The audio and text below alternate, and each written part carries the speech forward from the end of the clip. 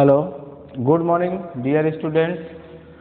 आज operating system के इस क्लास में हम abstract view of operating system के बारे में बात करने चल रहे हैं और उसी के बारे में बताएंगे।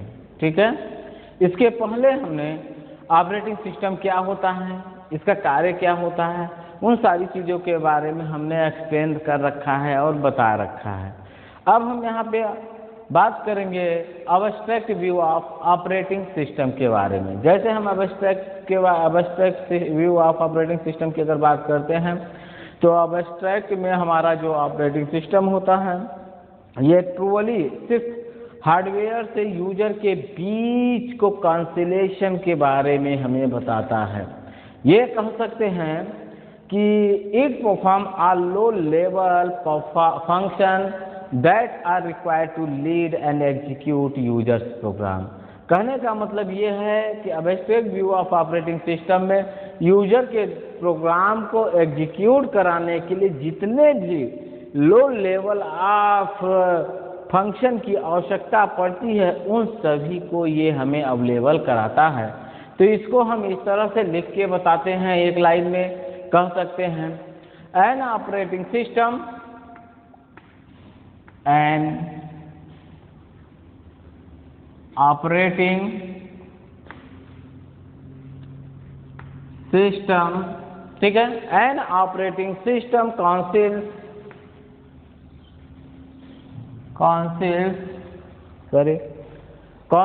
the truth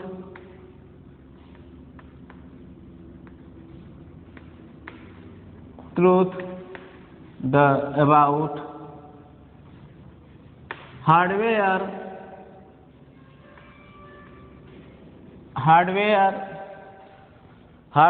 from users, यानी हार्डवेयर के द्वारा यह यूजर्स को ऑपरेटिंग सिस्टम को ट्रूली ये क्या करता है, कॉन्सेल्स करता है, मतलब उसका अटैचमेंट कराता है। या हम ये भी कह सकते हैं it perform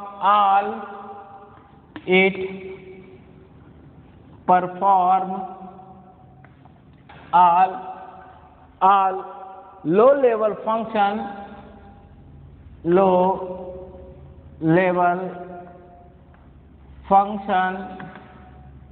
okay. Low level function कहने का मतलब क्या कह रहा है कि यह जितने भी लो लेवल फंक्शन होते हैं उनको कब ये परफॉर्म करता है, that are required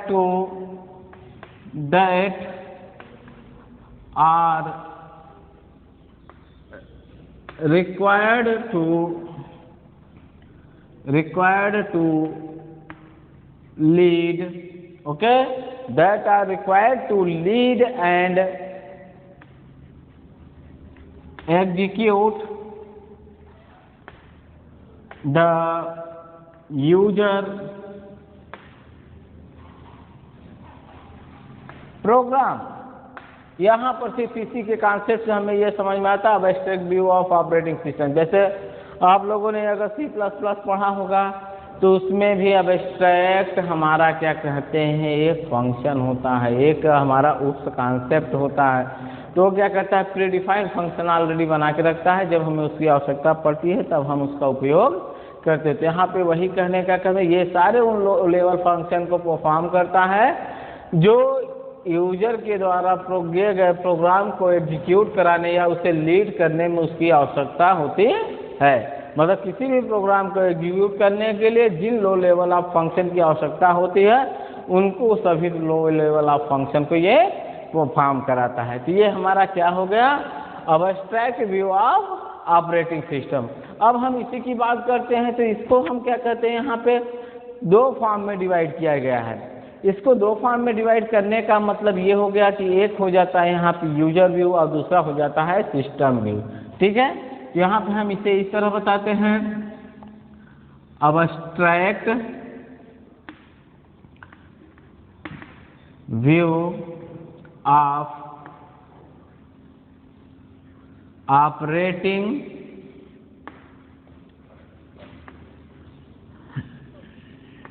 system type. Okay, अब हम इसके टाइप्स की बात करते हैं। तो जिसे दो टाइप्स का बताया गया है। पहला है यहाँ पे यूजर व्यू,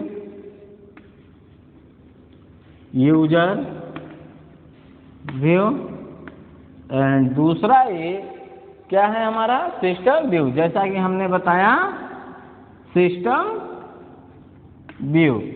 अब व्यू के कॉन्सेप्ट से अगर हम समझते हैं तो आप जानते हैं कि व्यू का मतलब होता है देख रेख, यानी जिस दृष्टिकोण से हम चीज़ों को देखते हैं। यूजर के अकॉर्डिंग मतलब उपयोगकर्ता किस दृष्टिकोण से इसको देखता है या उपयोग करता है, और सिस्टम किस तरह से इसको देखता है या उपयोगकर्ता किस तरह से परफॉर्मेंस करता है, उसकी बात करते हैं। तो उस पर अगर हम डिस्कस करते हैं तो यहाँ पे पहला हम यहाँ पे डिस्कस करते हैं यूजर व्यू। यूजर व्यू के बारे में अगर हम बात करते हैं तो इसमें कुछ इंपॉर्टेंट पॉइंट्स होते हैं यूजर के लिए, हम उस पर बात करते हैं। फॉर एग्जांपल जैसे हम ये कह सकते हैं the user view of the computer varies according to the interface being used. यानी यहाँ कहने का मतलब यूजर व्यू में क्या है, कंप्यूटर के वेरियस टाइप्स ऑफ जो प्रॉपर्टीज हैं जो बहुत ही इंपॉर्टेंट है वो यूज, मतलब कि जिस समय उसका उपयोग होता है उस समय वो इंटरफेस होते हैं, मतलब कम्युनिकेट करते हैं, अटैचमेंट में आते हैं। कहने का मतलब ये भी कह सकते हैं कि this interface can be a PC और even a mainframe system. मतलब पर्सनल कंप्यूटर से भी यूजर क्या करता है, जुड़ता है, तब भी हम उसे यूजर व्यू कह सकते हैं। या main frame system, main frame computer के साथ भी अगर वो अटैचमेंट करता है या वर्क परफॉर्मेंस होती है तो भी हमारा यूजर व्यू होता है। और दूसरे कॉन्सेप्ट में हम इसे यह कह सकते हैं, अत्यधिक देखा जाए तो जैसे कोई उपयोग करता है कंप्यूटर या पर्सनल कंप्यूटर के फ्रंट सीट में बैठा हुआ हो और अपने कीबोर्ड, माउस, मॉनिटर इन सब सिस्टम यूनिट्स को क्या कंसिस्ट कर रहा हो, तो भी क्या होता है यूजर व्यू। सच है जो कह सकते हैं system is design for one user to the monopolize its resources. In this case the OS is designed mostly for easy of use. यानी कि ओएस को इन्हीं रिसोर्सेस के अकॉर्डिंग इस तरह से डिजाइन किया गया है ताकि यूजर बहुत ही आसानी से उसको, बहुत ही अच्छे से उसका उपयोग कर सके। तो हम इसी बात को यहाँ पे डिस्क्राइब करते हैं इसके लिए। तो हम यहाँ पे ये कह सकते हैं कि the user view of the computer,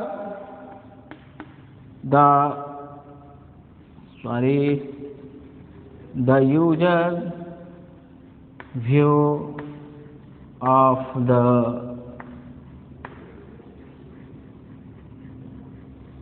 computer, okay, varies according to the system,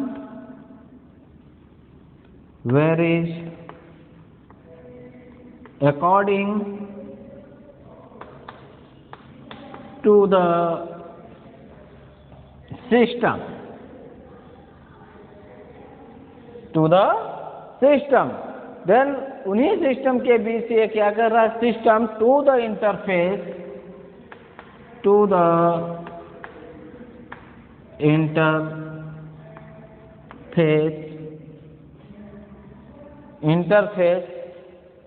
interface being used.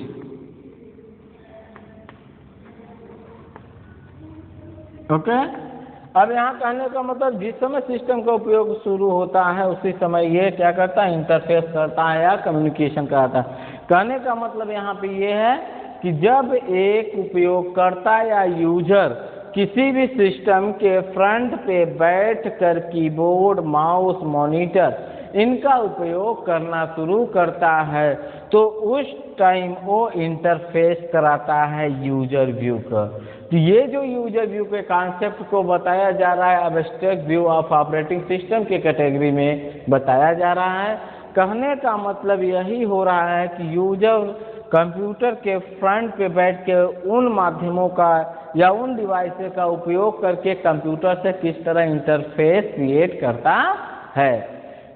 Okay.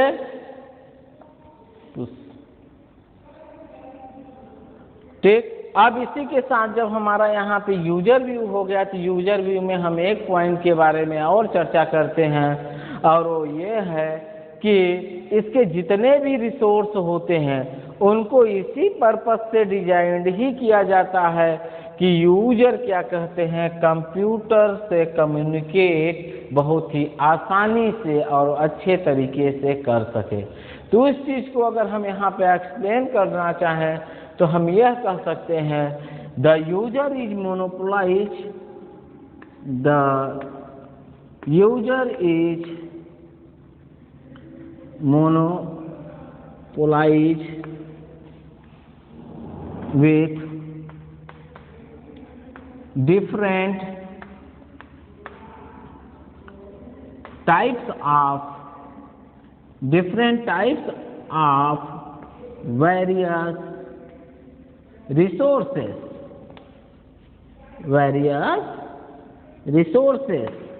अब यहाँ रिसोर्सेस की जो बात कही जा रही है वो resource different types of input devices, output devices, processing devices के बारे में कहते हैं। जैसे कि हम यहाँ ये कह सकते हैं such as keyboard, okay, keyboard, then mouse, keyboard, mouse, monitor, etc। ये सब क्या है, यूजर व्यू के रिसोर्स हैं। अब इसी यूजर व्यू के अकॉर्डिंग हमने तो ये चीज़ें बता दिया, ये आपको समझ में भी आए। फिर से हम इसको एक बार रीड करके समझाते हैं, उसके बाद हम आते हैं सिस्टम व्यू के कॉन्सेप्ट पे, ठीक है। अब यहाँ पे ये भी कह सकते हैं कि सम कंप्यूटर है लिटिल, यानी कुछ ऐसे छोटे कंप्यूटर है जहाँ पे यूजर व्यू होता ही नहीं है। जैसे कहने का मतलब embedded of the computer have no user, जो एम्बेडेड ऑफ मतलब कंप्यूटर के स्मॉल यूनिट ऑफ कंप्यूटर्स होते हैं, जैसे कुछ इंटरनल पार्ट्स ऑफ परफॉर्मेंस होते हैं, वहाँ पर यूजर्स व्यू नहीं क्रिएट होता। लेकिन जब उसको कंबाइन करके किसी कंप्यूटर के मेन पार्ट्स में यूज किया जाता है या विजुलाइज कराया जाता है, तब वो यूजर व्यू के कंडीशन में आता है, ठीक है। तो इसको ध्यान देते हैं।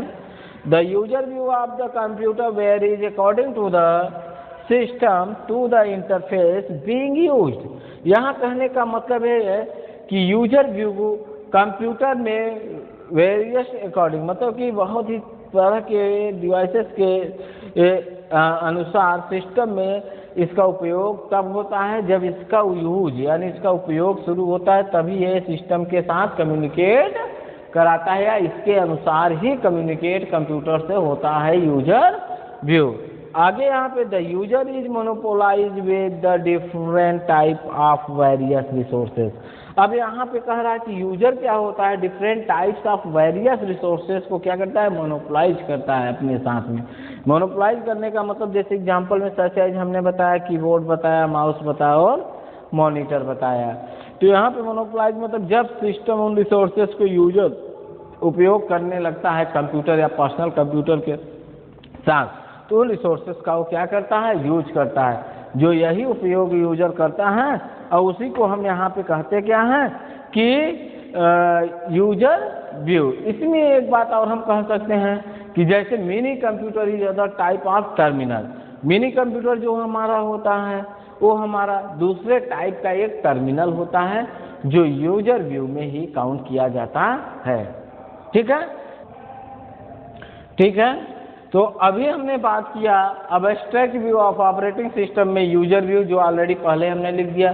स्पेस न होने की वजह से उस डिफिनीशन को हमने अरेंज करके यहाँ पे अब एक्सप्लेन किया है सिस्टम व्यू। अब सिस्टम व्यू के बारे में हम बात करते हैं और इसको एक्सप्लेन करते हैं। तो यहाँ पे कहने का मतलब क्या हो जा रहा है, one can view an operating system as resources allocator. अब यहाँ पे ये क्या कह रहा है कि इन सिस्टम व्यू में एक ऐसा व्यू है, इसमें हो सकता है या है कि एक operating system different types of resources को यहाँ पे क्या कर रहा है, एलोकेट कर रहा है। मतलब यहाँ कहने का कि कई रिसोर्स इसको जनरेट करके बना के इसको दे रहा है ऑपरेटिंग सिस्टम। ऑपरेटिंग सिस्टम जब रिसोर्सेज को एलोकेट करता है, बनाता है, तो उन्हीं रिसोर्सेज को एप्लीकेशन मतलब ये कह सकते हैं यूजर भी उसका उपयोग करता है और अपने टास्क, अपने कार्य को परफॉर्म करता है। और आगे हमने इसके बारे में कुछ और भी बातें डिस्कस किए हैं, तो उसके बारे में बात करते हैं। यहाँ हमने दे दिया एन ऑपरेटिंग सिस्टम। मतलब कि एक ऑपरेटिंग सिस्टम जो हमारे कंप्यूटर में होता है वो कार्य क्या करता है, क्या होता है। Computer is a set of, इस चीज़ को हम अंडरलाइन कर दे रहे हैं जिसको आपको नेसेसरी रूप से समझना अनिवार्य है। मेन हमारा यही है, इसको हमने ऑपरेटिंग सिस्टम से जोड़ के दिखाया है। Computer is a set of resources for the movement. Okay, कहा जा रहा है कि हमारे जो ऑपरेटिंग सिस्टम, हमारे कंप्यूटर का जो ऑपरेटिंग सिस्टम होता है वो सेट ऑफ रिसोर्स होते हैं। किस लिए होते हैं? मूवमेंट के लिए। मतलब कि अगर हम अपने कंप्यूटर सिस्टम में कोई भी फंक्शनैलिटी परफॉर्म करना चाहते हैं या कोई भी फंक्शन या कोई भी क्वेरीज को मूव करना चाहते हैं, एक जगह से दूसरी जगह रोटेशन करना चाहते हैं या कुछ भी इस तरह की क्रिया करना चाहते हैं या प्रोसेस, तो उसके लिए हमें सेट ऑफ रिसोर्सेस की आवश्यकता पड़ती है जो हमारे कंप्यूटर में ऑपरेटिंग सिस्टम हमें प्रोवाइड कराता है। आगे हमने इसी के बारे में डिस्कस किया, storage and processing data and for the control of these function. अब यहाँ पे देखिए, यहाँ कहने का मतलब क्या है कि इसके द्वारा हमें क्या हो रहा है, सिस्टम व्यू के द्वारा स्टोरेज और प्रोसेसिंग ऑफ डेटा, ये सारी चीज़ें जितनी भी हो रहे हैं फंक्शन की कंट्रोलिंग, ये सारी चीज़ें किसके थ्रू होती हैं? सिस्टम व्यू को। और ये सिस्टम व्यू हमें किसमें मिल रहा है? Abstract view of operating system.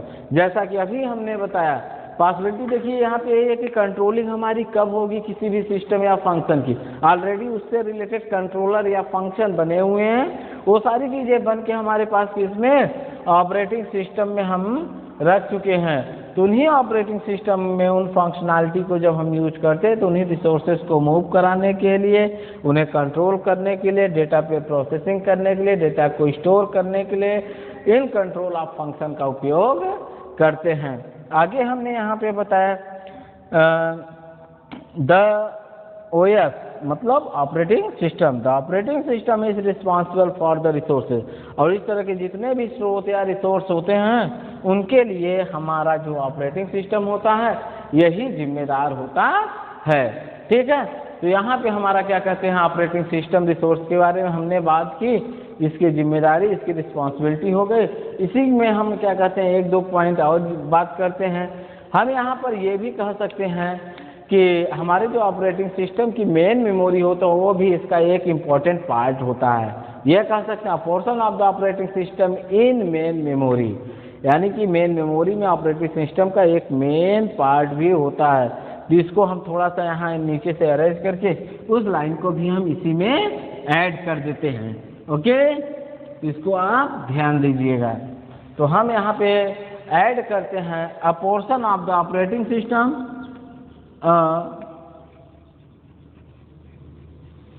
portion of the operating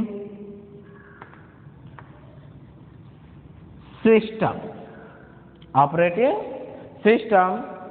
is in main memory, is in main memory. अब यहाँ पे आपको समझ में आ गया होगा कि ऑपरेटिंग सिस्टम का पोर्शन होता है जो मेन मेमोरी में होता है। ऑपरेटिंग सिस्टम खुद के जो पोर्शन होते हैं, जो small part of functionality operating system के, वो सब किस में होते हैं?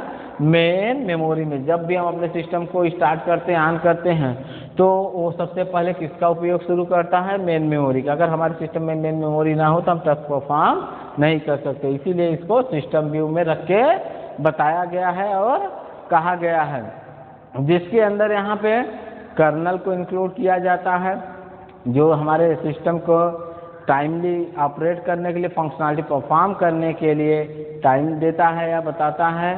ठीक है, अब इसी के साथ आगे हम बढ़ते हैं। ठीक है, ऑपरेटिंग सिस्टम ऑपरेशन की बात करते हैं। अब हम किसकी बात करेंगे? ऑपरेटिंग सिस्टम ऑपरेशन की बात करते हैं और उसको दर्शाते हैं। ठीक है स्टूडेंट, तो हम बात करते हैं अब ऑपरेटिंग सिस्टम ऑपरेशन के बारे में। तो ऑपरेटिंग सिस्टम ऑपरेशन की बात करते हैं तो इसको मेनली टू कैटेगरी में डिवाइड कर सकते हैं या दिखा सकते हैं, या यह भी कर सकते हैं कि हमारा जो ऑपरेटिंग सिस्टम है यह टू टाइप में परफॉर्मेंस करता है, जिसे हम स्ट्रक्चर के फॉर्म में इस तरह से हम दिखाते हैं। इसे ध्यान दीजिए, यहाँ पे फर्स्ट हो जाता है single mode operation, single mode operation, single mode operation, okay, इस तरह से इसे दर्शा देंगे। और दूसरा है डुअल मोड ऑपरेशन, दूसरा डुअल मोड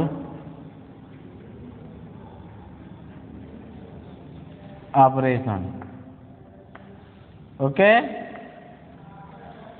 तो हम यहाँ पे बात करते हैं सिंगल मोड ऑपरेशन और डुअल मोड ऑपरेशन के बारे में।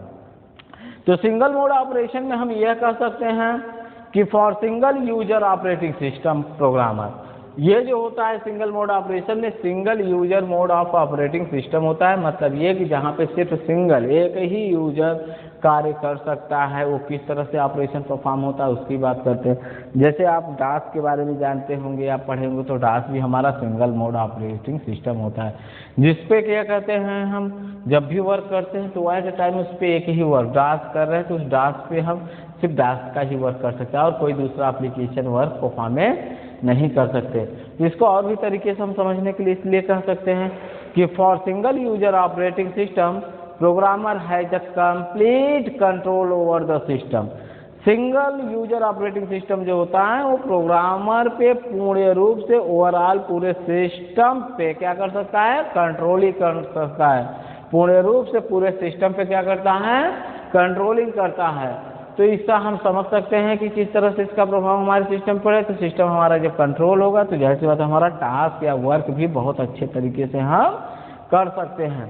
अब इसी के साथ हम आगे बताते हैं they operating system from the console. अभी हमने यहाँ पे बताया they operate the system from the console. Console से ऑपरेट करने का मतलब यह है कि डास मोड पर जो ऑपरेशन होता है उसी को हम सिंगल मोड ऑपरेशन कहते हैं। तो यहाँ पे यह कह सकते हैं single user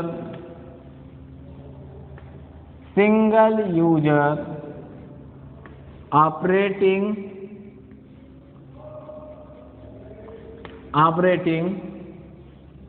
system, okay, which is control over all system. समझ में आया? जो कि सिंगल यूजर ऑपरेटिंग सिस्टम है और जो कि पूरे ओवरऑल पूरे सिस्टम पे कंट्रोलिंग कर सकता है। और एक चीज ध्यान दो, अभी हमने यहाँ पे बताया इसका मेन वर्क टास्क क्या होता है, ये तो हमने एक बता दिया। दूसरा हम ये कह सकते हैं they are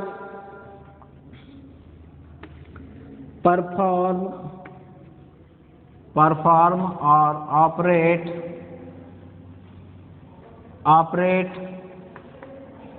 the process in the form of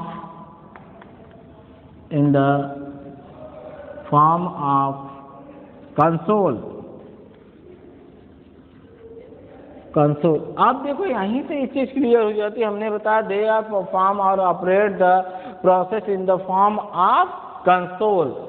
तो कंसोल की जैसे यहाँ बात आ जाए तो सिंगल यूजर ऑपरेटिंग सिस्टम में यही दिमाग में हम रखेंगे और समझ लेंगे कंसोल का मतलब ही होता है एक ब्लैक एंड वाइट स्क्रीन, जिसे हम क्या बोलते हैं, एमएस डॉस। क्या बोलते हैं, एमएस डॉस, जिसे हम कहते हैं माइक्रोसॉफ्ट डिस्क ऑपरेटिंग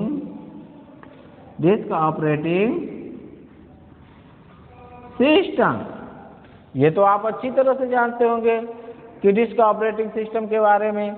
और जब भी ये हमारा सिंगल मोड ऑपरेशन परफॉर्म होता है तो कंसोल पे होता है, और जो कंसोल व्यू होता है उसे हम डॉस कह सकते हैं, और जो हमारा डॉस होता है उसे हम क्या कहते हैं, complete Microsoft disk operating system, इसको माइक्रोसॉफ्ट इसलिए दिया क्योंकि ये जो हमारा ऑपरेटिंग सिस्टम या सॉफ्टवेयर या एप्लीकेशन है इसी कंपनी के थ्रू बनाया गया, इसीलिए इसे एमएस पैकेज के साथ रखा जाता है। तो ठीक है, तो इस तरह हमने यहाँ पे बात किया किसके बारे में, सिंगल मोड ऑपरेशन के बारे में। अब आगे अगर हम बात करते हैं इसमें तो हम यह भी कह सकते हैं early operating system where called the resident monitor, यानी प्रायः हम इस तरह के ऑपरेटिंग सिस्टम को रेसिडेंट मॉनिटर्स भी कह सकते हैं, और इसकी स्टार्टिंग जो होती है रेसिडेंट मॉनिटर के साथ ही हम कर भी सकते हैं। ठीक है, अब यहाँ पे ऑपरेटिंग सिस्टम में प्रोग्रामर अपनी जिम्मेदारी या उस इनपुट आउटपुट डिवाइस के ऑपरेशन को कंट्रोल करने से पहले इसकी रिस्पॉन्सिबिलिटी किसकी होती है, यहाँ पे ऑपरेटिंग सिस्टम की होती है। ठीक है, तो ये चीज़ें हम यहाँ पे किसके लिए बता रहे हैं, सिंगल मोड ऑपरेशन के लिए बता रहे हैं। ठीक, when new operating system developed with some additional feature, जब एक नया ऑपरेटिंग सिस्टम का विकास होता है तो उसके साथ कुछ एडिशनल फीचर को ऐड किया जाता है। ठीक है, उसमें क्या क्या होते हैं, the system control transfer from the programmer to the operating system, operating system के द्वारा प्रोग्रामर में कंट्रोल सिस्टम को ट्रांसफर करने के लिए उसका उपयोग किया जाता है। तो इस तरह से हमने यहाँ पे क्या बताया, सिंगल मोड ऑपरेशन मतलब ऑपरेटिंग सिस्टम के इस पार्ट को हमने यहाँ पे बताया। ठीक है, अब इसी के साथ यहाँ पे ये चीज़ें हमने बता ही दिया, इस तरह से आप बता सकते हैं, लिख सकते हैं। दूसरा हमारे पास यहाँ पे क्या है, dual mode operating system. Dual mode operating system का मतलब, ऑपरेशन का मतलब ये होता है कि जिसमें मल्टीपल टास्क को एक साथ करने की पॉसिबिलिटी होती है, उसे हम डुअल मोड ऑपरेशन कहते हैं। ठीक है, तो डुअल मोड ऑपरेशन में हम क्या कह सकते हैं, क्या क्या चीज़ें आ सकती हैं, जैसे कि यहाँ पे किसी भी आउटपुट यानी इनपुट देते हैं तो उस इनपुट में बाद में हम क्या कहते हैं, प्रोटेक्ट कर सकते हैं, उसको करेक्ट कर सकते हैं, एडिटिंग कर सकते हैं। इस तरह का जो टास्क परफॉर्मेंस होता है, यानी एक तरफ हम क्रिएशन कर रहे हैं और उस तरफ हम एडिटिंग कर सकते हैं, तो इस तरह के दो ऑपरेशन परफॉर्मेंस हो रहे हैं तो हमारा डुअल मोड ऑपरेशन हो जाता है। फॉर एग्जांपल ये कह सकते हैं कि हमारे पास जो क्या कहते हैं सिस्टम होता है जहाँ पे टू एप्लीकेशन को हम एट अ टाइम यूज कर सकते हैं। जो हमारा यूजर बेस्ड होता है, GUI बेसिक जिससे हम कहते हैं, जिसे हम कहते हैं ग्राफिकल यूजर इंटरफेस, वो हमारा डुअल मोड ऑपरेशन होता है। तो इसको यहाँ पे दिखाने के लिए या समझाने के लिए हम ऐसे भी कह सकते हैं, for proper operation and correct output. अब इसका उपयोग किस लिए हो रहा है, प्रॉपर ऑपरेशन के लिए, for proper operation and correct output, correct output, correct output operating system must be protected, operating system must be protected, operating system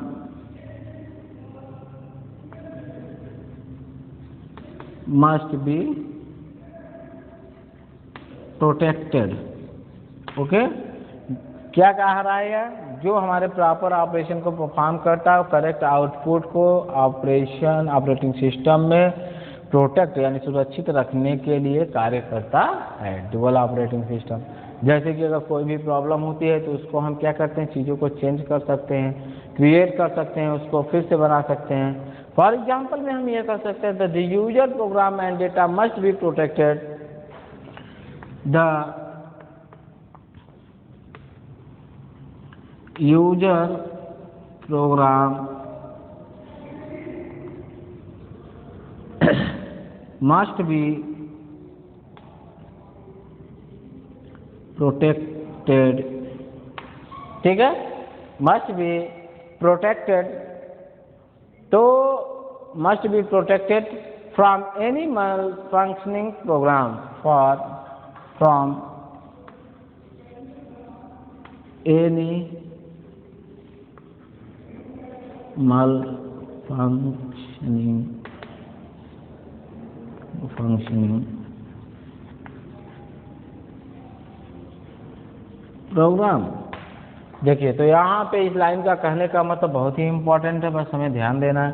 the user program must be protected, यानी यूजर प्रोग्राम को बहुत he must होता मतलब बहुत ही अत्यधिक सुरक्षा की आवश्यकता होती है। किससे? फ्रॉम एनी मल फंक्शनिंग प्रोग्राम। मल फंक्शनिंग का मतलब ये होता है, मल फंक्शनिंग का कि जो प्रोग्राम करप्टेड होते हैं, वायरस टाइप के होते हैं, या करप्टेड फाइल होती हैं, या फिर डिस्क्रिप्ट होते हैं, उन तरह के प्रोग्राम से हमारे यूजर प्रोग्राम को सुरक्षित रखने में ये हमें हेल्प प्रोवाइड करता है। ये काम हमारा किसका होता है? डुअल मोड ऑपरेशन का। तो डुअल मोड ऑपरेशन का ये कॉन्सेप्ट हो गया। और दूसरा हम ये कह सकते हैं, इसमें हम रिसोर्सेज को शेयर करने की भी आवश्यकता है कुछ कंडीशन ऑफ प्रोटेक्शन में, यानी कहीं पर डेटा को हमें कुछ प्रकार के डेटा को सुरक्षित रखने में हमें अपने रिसोर्सेज को शेयर करने की भी आवश्यकता होती है। अब यहाँ पे हम ये कह सकते हैं, जैसे डुअल मोड ऑपरेशन को अगर हम और अच्छे तरह से समझाना चाहें तो हम इस तरह से इसके ग्राफ के अकॉर्डिंग भी हम इस तरह से इसको समझा सकते हैं। जैसे कि इसको हम थोड़ा सा यहाँ अरेंज करते हैं। यहाँ एक ग्राफ है और उस ग्राफ के अकॉर्डिंग हम डुअल मोड को भी यहाँ समझा, मॉनिटर मोड और यूजर मोड। यहाँ पे क्या करते हैं? मॉनिटर मोड और यूजर मोड। हमने इन दोनों को सर्किल में ले लिया इस तरह से, एक ये और एक ये। अब ये दोनों किस तरह से डुअल मोड ऑपरेशन परफॉर्म कर रहे हैं, अब इसको ये हम दिखा देते हैं यहाँ पर ऐसे, एक ये ऐसे दिखा देते हैं, ऐसे और एक ऐसे। ओके, तो यहाँ पे एक हमने ऐसे दिखाया, एक ऐसे, एक इंटरप्ट फॉल्ट है। ये हमारा क्या बताएगा? इंटरप्ट और फॉल्ट। और दूसरा यहाँ पे बताएगा, यहाँ पे set user mode, set user mode.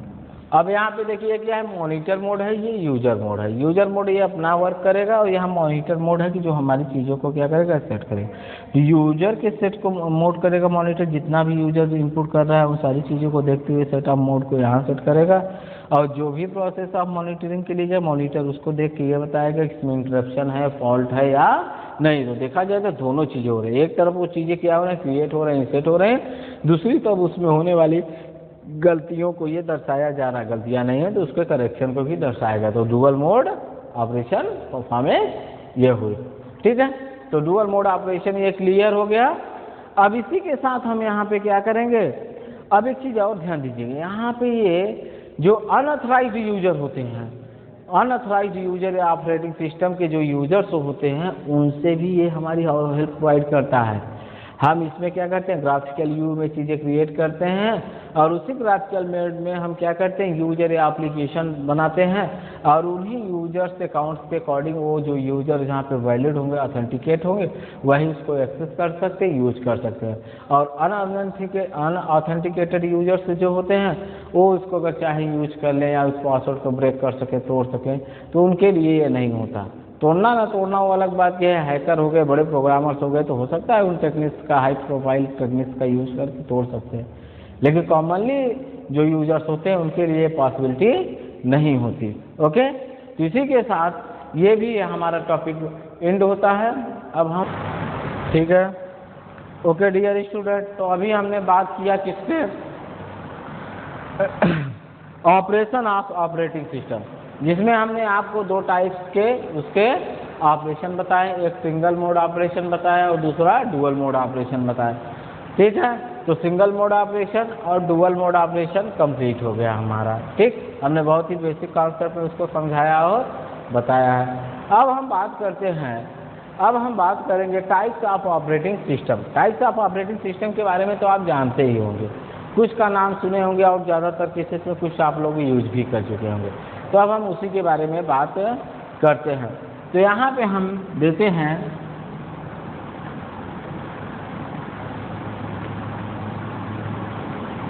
Types of operating system. Okay, यहाँ पे हो गया टाइप्स ऑफ ऑपरेटिंग सिस्टम।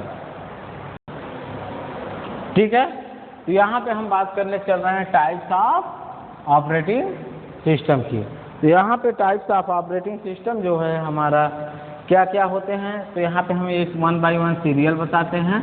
पहला है यहाँ पे serial processing operating system. Serial, ठीक है, serial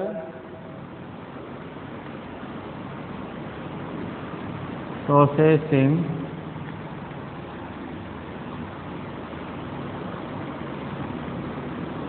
operating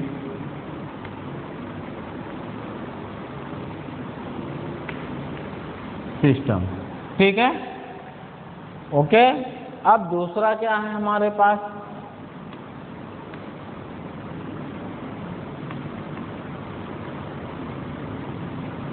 simple batch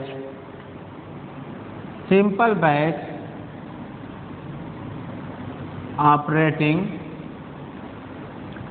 system. Simple batch operating system, ये दोनों लगभग कॉमनली होते हैं, बस बेसिक टास्क में थोड़ा सा डिफरेंस होता है। और तीसरा होता है multi programmed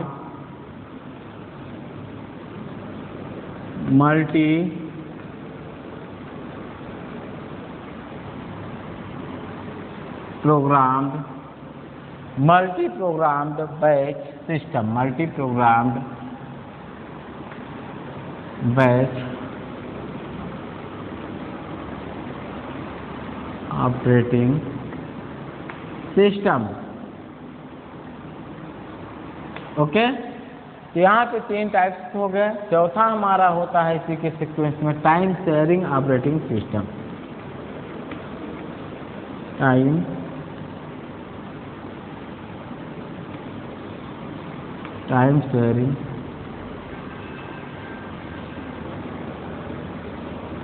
time sharing operating system.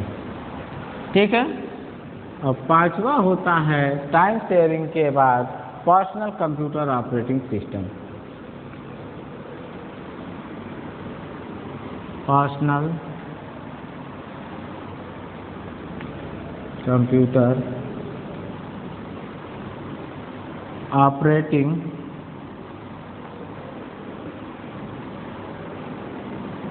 System. ठीक है, तो ये 5 हो गए। और आगे इसके बाद होता है parallel system, parallel operating system. Parallel operating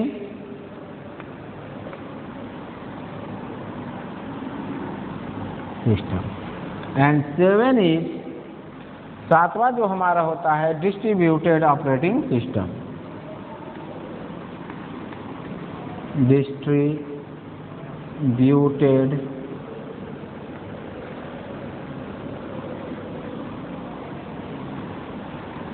operating system. Okay, and last and 8वां रियल टाइम ऑपरेटिंग सिस्टम।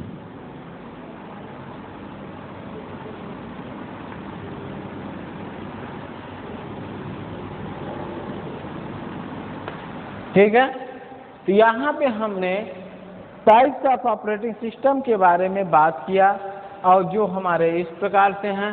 अब हम इसके बारे में बात करते हैं। ठीक है, तो पहला हमारा है सीरियल प्रोसेसिंग ऑपरेटिंग सिस्टम। दूसरा हमने बताया simple batch operating system. And third is multi programmed batch operating system. And fourth is time sharing operating system, personal computer operating system, parallel computer system operating system, distributed operating system, real time operating system. ठीक है, तो इस तरह से हमारे जितने अरे यार,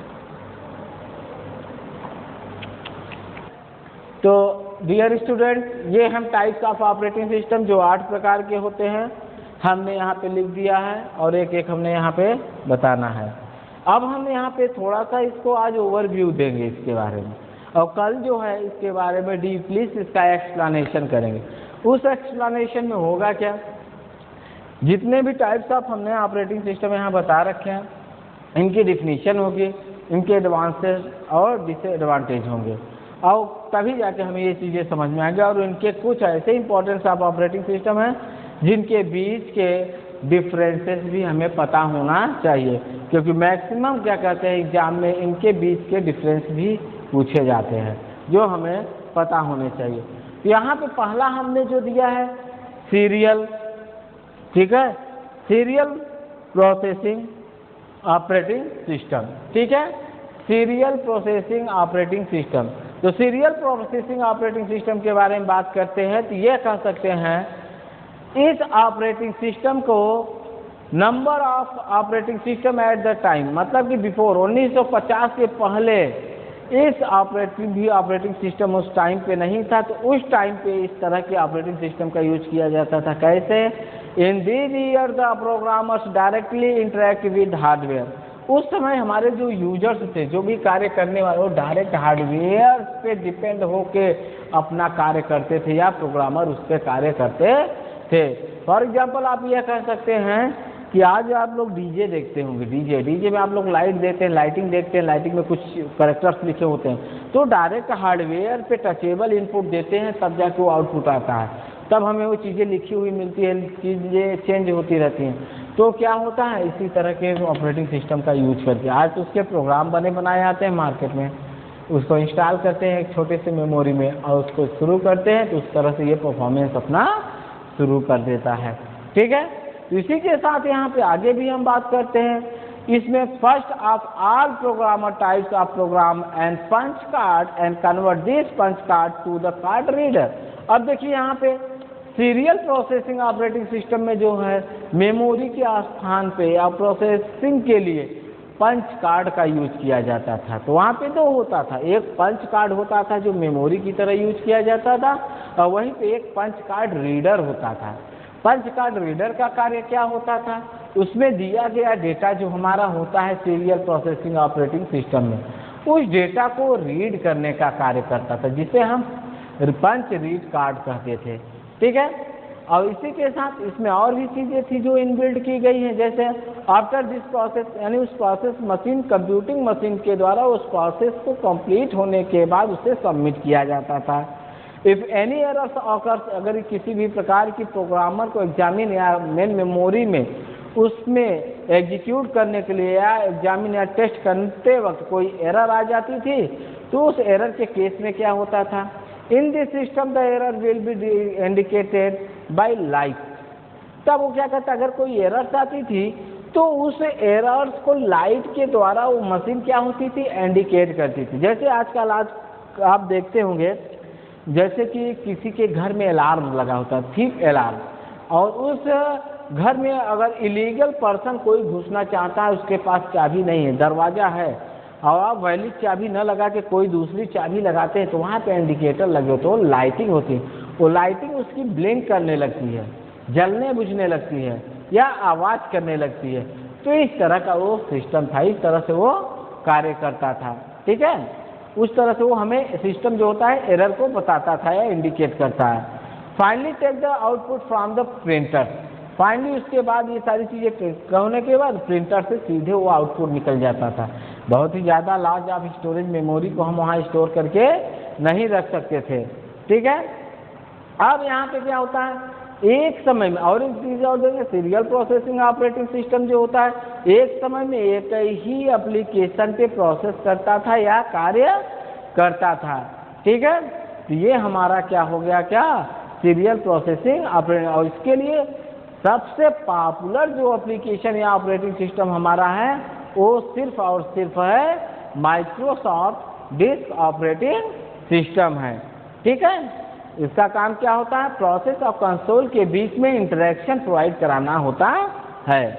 ठीक है, और इसके एडवांटेज के बारे में थोड़ी सी हम कल बात करेंगे, और भी चीज़ें बात करेंगे। ये डेटा कार्ड तो रीडर की तरह होता है, high level source code card date में स्टोर करता या कार्य करता था। ठीक है, और उसके बाद दूसरा है हमारा यहाँ पे simple batch operating system. Simple batch operating system हमारा जो होता है ये सीधे कंसोल से कंप्यूटर इसको रन करने के लिए यूज करता था, लेकिन डिजिटल कंप्यूटर कॉन्सेप्ट का यूज करके ये रन करता था। आगे क्या करता था, input output decided consist of the card reader, tape driver and line printer. उस टाइम पे इसके साथ इनपुट डिवाइसेस के साथ क्या क्या कंसीडर होने लगे, कार्ड रीडर्स यूज होने लगे, टेप ड्राइवर्स यूज होने लगे, ठीक है, लाइन प्रिंटर्स का यूज होने लगे, मैग्नेटिक डिस्क का यूज होने लगी थी इस टाइप ऑफ ऑपरेटिंग सिस्टम के साथ में। और एक चीज़ यहाँ पे ध्यान देंगे, ये बिल्कुल सीरियल प्रोसेसिंग टेक्निक पर ही कार्य करता है हमारा सिंपल बैच ऑपरेटिंग सिस्टम। लेकिन बैच ऑपरेटिंग सिस्टम जो होता है, जो भी फर्स्ट जॉब होती है उसको सबसे पहले वो क्या करती है, कार्ड पर स्टोर करती है। कार्ड पर स्टोर करने के बाद वो सिस्टम में प्रोसेस के लिए सबमिट करती है। कहाँ करता था ये, पहले एक कार्ड है, एक मेमोरी कह सकते हैं, उस मेमोरी पर ये होल्ड कराता था डेटा को, उसके बाद उसको प्रोसेस के लिए क्या करता था, भेजता है डेटा को। ठीक है, ये काम किस में होता है, बैच प्रोसेसिंग ऑपरेटिंग सिस्टम में। ठीक है, अब यहाँ पे ये कह सकते हैं इसमें यूजर के द्वारा क्या क्या पॉसिबिलिटीज हो सकती हैं। यूजर मेड और जॉब कंसिस्ट ऑफ प्रोग्राम, जब भी यूजर के द्वारा कोई प्रोग्राम बनाया जा सकता है, आधारित होता है किसी भी कार्य पर वो प्रोग्राम, तो करता क्या उस डेटा या प्रोग्राम को, कंट्रोल इंफॉर्मेशन, तो इंफॉर्मेशन को कंट्रोल करने का भी कार्य करता है। The job was the submitted to the operator, यानी जो ऑपरेटर के द्वारा वो जॉब सबमिट की जा रही है उसके लिए क्या किया जाता है, hold execute the job on the computer. कौन है वो जो कंप्यूटर में उस जॉब को ऑपरेट कराएगा या एग्जीक्यूट कराएगा, उसकी बात करते हैं। The output appeared after minutes hour and some time. Okay, यानी यहाँ पे कहने का मतलब है कि जब कोई यूजर किसी भी इनपुट को दे देता है तो उससे प्रोसेस्ड होता है, वो प्रोसेस्ड होने के बाद इस सिस्टम के द्वारा जो हमें आउटपुट मिलने होता है, कुछ मिनट्स, कुछ घंटे, कुछ दिन इसमें लग जाते थे उस आउटपुट को जनरेट होने में। ठीक है, ये किसके अंदर ये पॉसिबिलिटीज होती थी, सिंपल बैच ऑपरेटिंग सिस्टम के अंदर। अब हम multi programmed batch operating system की बात करते हैं। Multi programmed batch operating system क्या होता है हमारा, यह एक ऐसा ऑपरेटिंग सिस्टम होता है जिस पर हम मल्टीपल टास्क को एट टाइम एक साथ परफॉर्म करा सकते हैं। कहने का मतलब है कि आप लोगों ने किया भी होगा, जैसे हमारा ऑपरेटिंग सिस्टम होता है, कंप्यूटर पे हम एक वर्ड पर भी वर्क कर रहे होते हैं और साथ में हम मल्टीमीडिया पर भी वर्क कर रहे हैं। जैसे हम कोई कार्य करते रहते हैं, गाना भी सुनते रहते हैं, तो उस टाइम पे आप देखेंगे कि सॉन्ग भी चल रहा होता है, इधर हम टाइपिंग भी कर रहे थे या प्रोग्रामिंग कर रहे थे या चीज़ों को एग्जीक्यूट करा रहे थे। तो मतलब एक ही समय पे मल्टी प्रोग्रामिंग का टास्क परफॉर्म हो रहा है। तो इस तरह की जो परफॉर्मेंस होती है या कार्य होते हैं, वो सारी फंक्शनैलिटी किस ऑपरेटिंग सिस्टम के अंतर्गत आती है, multi programmed batch operating system के तहत आती हैं। ठीक है, अब इसी के साथ क्या कहते हैं, और भी चीज़ें हैं। Multi programmed batch operating system के बाद टाइम शेयरिंग ऑपरेटिंग सिस्टम आता है, तो हम थोड़ा सा इसके बारे में भी बात करते हैं। Time sharing operating system, time sharing operating system का मतलब ये होता है कि एक ऐसा सिस्टम जिस पर हम एक साथ कई टास्क वर्क कर रहे हैं, तो हमारे ही सिस्टम को टाइम को डिस्ट्रीब्यूट करके कई ऑपरेशन परफॉर्म करता है। मतलब हमारे ही सिस्टम के ऑपरेशन की जो टाइमिंग है उसी को ये डिस्ट्रीब्यूट करके उसी टाइमिंग को कई ऑपरेशन परफॉर्म करने की जो फंक्शनैलिटी परफॉर्म करता है, उसे हम टाइम शेयरिंग ऑपरेटिंग सिस्टम कहते हैं। फॉर एग्जाम्पल, जैसे हम कंप्यूटर पे दो टास्क कर रहे होते हैं, जैसे हम यहाँ पे सॉन्ग भी सुन रहे हैं और टाइपिंग भी कर रहे हैं, तो देखा जाए मल्टी प्रोग्राम्ड है, लेकिन इसमें टाइम शेयरिंग क्या आ गया, टाइम शेयरिंग क्या आ गया, एक ही समय पे कार्य हो रहा है ना, तो कैसे वो हमारा ऑपरेटिंग सिस्टम उस टाइम को डिस्ट्रीब्यूट मतलब शेयर करता है ऑपरेशन के लिए। एक ही टाइम है, 1 मिनट में हमें ये टाइप करना है और 1 मिनट में हम वो गाना भी सुनेंगे, तो कैसे हमारा सिस्टम उस टाइम को डिस्ट्रीब्यूट करके दोनों टास्क हमारा परफॉर्म कराता है। जब हमारा प्रोसेस होता है ये हमें देखने में लगता है मल्टीटास्क परफॉर्मेंस होता है, लेकिन सिस्टम का, कंप्यूटर का सिर्फ एक ही सिद्धांत होता है, तो एक बार में एक ही वर्क परफॉर्म करता है, बस उसकी एबिलिटी को बढ़ा के हम मल्टीटास्किंग का कार्य लेते हैं। तो जैसे ही हमारा सिस्टम ये इतनी फास्ट प्रोसेस होता है कि जैसे ही हम टाइपिंग कर रहे हैं तो टाइपिंग पर जिस तरह हमारा चल रहा है, ये जिसकी प्रायोरिटी हाई होगी तो टाइपिंग के लिए टाइम दे दिए, जैसे ही हमारे टाइपिंग के लिए फ्री होता है प्रोसेसर, वैसे ही सॉन्ग के लिए ऑटोमेटिक रिप्लेस। ये इतना फास्ट प्रोसेस होता है कि हमें पता ही नहीं चलता कि सिस्टम ने कब हमें समय दिया, कब सॉन्ग को समय दिया। ठीक है, इतना फास्ट इसका ये प्रोसेस होता है। तो ये जो हमारे प्रोसेस टाइमिंग को ही डिस्ट्रीब्यूट करके दोनों कार्य को एक साथ पे करता है, वही हमारा हो जाता है टाइम शेयरिंग ऑपरेटिंग सिस्टम।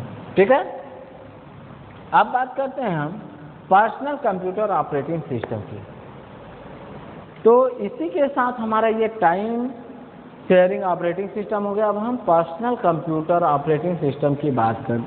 देखिए यहाँ पे मेन मोड जो होता है यूजर ऑफ अ पीसी होता है। पीसी मतलब पर्सनल कंप्यूटर। पर्सनल कंप्यूटर मतलब कि आप होम में पर्सनली जो कंप्यूटर यूज करते हैं उसको हम क्या करते हैं, पर्सनली यूज करते हैं। कोई एक यूजर बैठ के एट अ टाइम वर्क करता है, तो हमारा क्या होता है, पर्सनल कंप्यूटर ऑपरेटिंग सिस्टम होता है। इसके कॉन्सेप्ट में हम ये भी कह सकते हैं पर्सनल कंप्यूटर में जो हमारे बायोस होते हैं, डॉस होते हैं, ये सब हमारे पीसी ऑफ ऑपरेटिंग सिस्टम के ही कंपोनेंट्स होते हैं जो हमें कार्य करने में सपोर्ट करते हैं।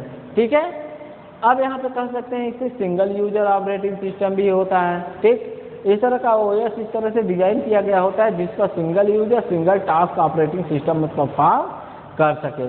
ठीक है, और यूजर इसमें मशीन को रन करने के एक, यानी कि मशीन को में एक ही समय पर एक ही प्रोग्राम को रन करने की फैसिलिटी भी प्रोवाइड करता है। ये किसमें होता है ऐसा, पर्सनल कंप्यूटर ऑपरेटिंग सिस्टम में ऐसा होता है। ठीक, अब इस पीसी के दो कंसिस्टेंट और जो यानी ये कह सकते हैं मेन पार्ट होते हैं, बायोस होता है या डॉस होता है। बायोस की अगर हम बात करते हैं तो बेसिक इनपुट और आउटपुट सिस्टम हमारा होता है। बायोस मतलब बेसिक इनपुट आउटपुट सिस्टम। इसका काम क्या होता है, यह हमारे रोम पर डेटा को होल्ड करने, स्टोर करने और उससे डेटा फेच करने का कार्य करता है। और डिस्क ऑपरेटिंग सिस्टम का काम क्या होता है, डॉस का, ये हमारे हार्ड डिस्क या फ्लॉपी डिस्क में डेटा को होल्ड करता है या स्टोर करता है, या उस पर स्टोर करने के बाद डेटा को प्रोसेस्ड में लेता है। तो इसी के साथ आज हम ये लेक्चर यहीं पे समाप्त करते हैं स्टूडेंट। ठीक है, और आगे हम बाकी जितने भी टाइप्स ऑफ ऑपरेटिंग सिस्टम बचे हैं इनको अच्छे से एक्सप्लेन करके विद ग्राफ, विद एग्जाम्पल, जो भी पॉसिबिलिटी जितने तरीके से आपको समझ में आए उतने तरीके से समझाने की कोशिश करेंगे। ठीक है, तो आज की क्लास यहीं एंड करते हैं। इसी के साथ थैंक्स। आगे आप लोग इसकी वीडियो को देखिएगा और जो भी चीज़ें न समझ में आए और भी क्वेरीज हैं आप कर सकते हैं, समझ सकते हैं। Okay, bye.